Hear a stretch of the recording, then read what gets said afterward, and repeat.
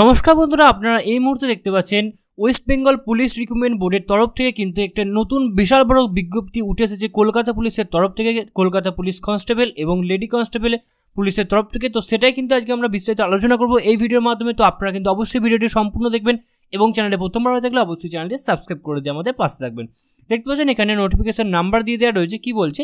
Applications are invited from eligible Indian citizens having following eligibility criteria for recruitment to the post of constables and lady constables in Kolkata Police 2024. Eligibility criteria ki? Age: the applicant must not be less than 18 years old, must not be more than 30 years old as on 1/1/2024। অর্থাৎ আপনার বয়স 18 বছরের নিচে হলে চলবে না এবং 30 বছরের উপরে হলেও চলবে না, কিন্তু আপনাদের আপারে যে রিল্যাক্সেশন রয়েছে সেক্ষেত্রে কোন কোন ক্ষেত্রে রয়েছে? অবশ্যই 5 ইয়ার্সে এজ রিল্যাক্সেশন রয়েছে শিডিউল কাস্ট এবং শিডিউল ট্রাইবসদের জন্য।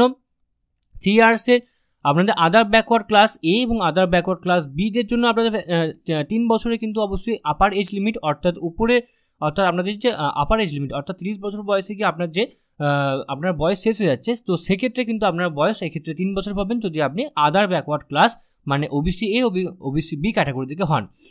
3 years in case of third gender or transgender যদি হয়ে থাকেন তাহলে কিন্তু 3 বছরে আপনারা ছাড় পেয়ে যাবেন। এবং 5 years in case of civic volunteer serving in Kolkata police only. যদি মাত্র আপনি যদি সিভিক ভলেন্টিয়ার্স হিসাবে কলকাতা পুলিশে আপনি চাকরিরত থাকেন তাহলে কিন্তু আপনি 5 বছরের ছাড় আপনি পেয়ে যাচ্ছেন।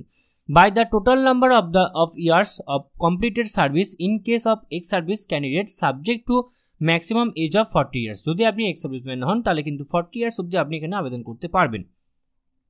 Third gender or transgender candidates belonging to OBC or OBCB unreserved category will get upper age relaxation by maximum 3 years, and candidates belonging to scheduled caste and scheduled tribe will get maximum 5 years of age relaxation। অর্থাৎ যদি আপনি transgender হন, OBC OBC B হন, তাহলে কিন্তু আপনি মানে transgender যারা হচ্ছেন তারা যদি আপনারা এই ক্যাটাগরি থেকে বিলং করেন তাহলে আপনারা কিন্তু অবশ্যই ওবিসি ওবিসিবি হলে 3 বছরে, এসসি এসটি হলে 5 বছরের ছাড় আপনারা পাবেন। Civic volunteers belonging to any category will get maximum 5 years age relaxation. যদি সিভিক ভলেন্টিয়ার্স যে কোনো ক্যাটাগরি থেকে বিলং করেন না কেন আপনাদের কিন্তু অবশ্যই 5 বছরের ছাড় কিন্তু থাকবে। এডুকেশনাল কোয়ালিফিকেশনস কি? The applicant must have passed Madhyamik examination from West Bengal board of secondary education or its equivalent. মানে আপনাকে অবশ্যই মাধ্যমিক পাস করতে হবে অথবা এর ইকুইভ্যালেন্ট যে কোনো একটা আপনাকে শিক্ষাগত যোগ্যতা থাকতে হবে। ল্যাঙ্গুয়েজ কি লাগবে?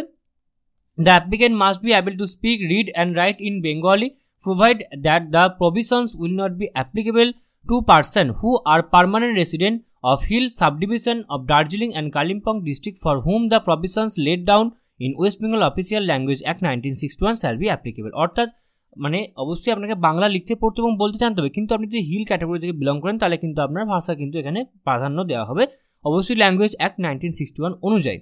Home Guard personnel and civic volunteers serving under Kolkata Police and reservists of the applying must have completed 3 years service as on 1/1/2024। মানে আপনারা যদি হোমগার্ড বা সিভিক ভলেন্টিয়ার হিসেবে কাজ করে থাকেন তাহলে কিন্তু আপনার সার্ভিস কিন্তু 1/1/2024 ওপর বেস করে কিন্তু অবশ্যই 3 বছর হতে হবে।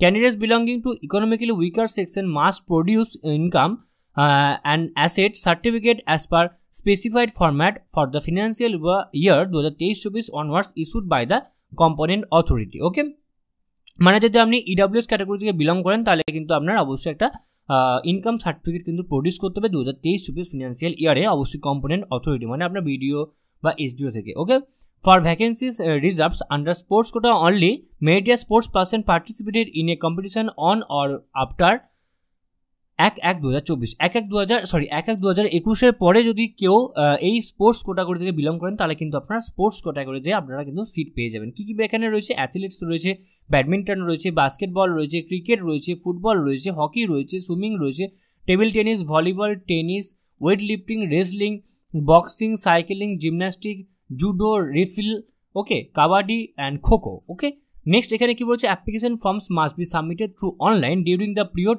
1/3/2024 থেকে 29/3/2024 অবধি কিন্তু আপনাদের এই ফর্ম ফিল আপটি কিন্তু চলবে। Okay, and editing window will be available for the applicant want to edit rectify their personal information okay already submitted in their application form as per 7 days। Okay, মানে 7 দিন পরে অর্থাৎ 1/4/2024 থেকে কিন্তু আপনাদের 1/4/2024 থেকে 7/4/2024 অবধি কিন্তু আপনাদের এই এডিট উইন্ডোটা কিন্তু আপনাদের খোলা থাকবে। ওকে, আপনাদের কিন্তু অবশ্যই অবশ্যই কিন্তু আপনাকে আপনার application serial number, registered mobile number এবং ডেট অফ বার্থ এগুলো কিন্তু আপনাকে অবশ্যই আপনারা এডিট করতে পারবেন না। ওকে, এগুলো কিন্তু আপনারা এডিট করতে পারবেন না। ওকে,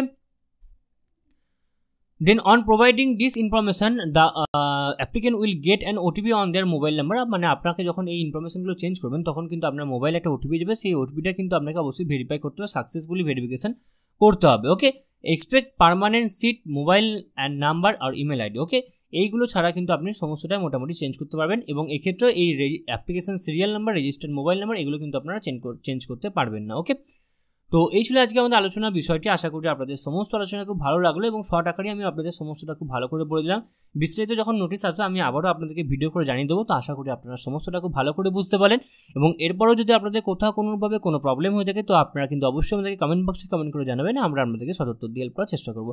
এবার দেখিয়ে দেবো যে আপনাদের অফিসিয়াল ওয়েবসাইটটা দেখতে পাচ্ছেন, কলকাতা পুলিশের এটা অফিসিয়াল ওয়েবসাইট, যার অফিসিয়াল ওয়েবসাইটটি হচ্ছে www.kolkatapolice.gov.in। তো বন্ধুরা, এই নিয়েই আজকে আমাদের আলোচনা এখানেই শেষ হলো। আশা করি আপনাদের সমস্ত ভিডিওটা খুব ভালো লাগলো। সম্পূর্ণ ভিডিও দেখার জন্য আপনাদের সকলকে অসংখ্য ধন্যবাদ। দেখা হচ্ছে পরের ভিডিওতে, ততক্ষণ আপনারা সকলেই ভালো থাকবেন, সুস্থ থাকবেন। আপনাদের সকলকে আরও একবার অসংখ্য ধন্যবাদ।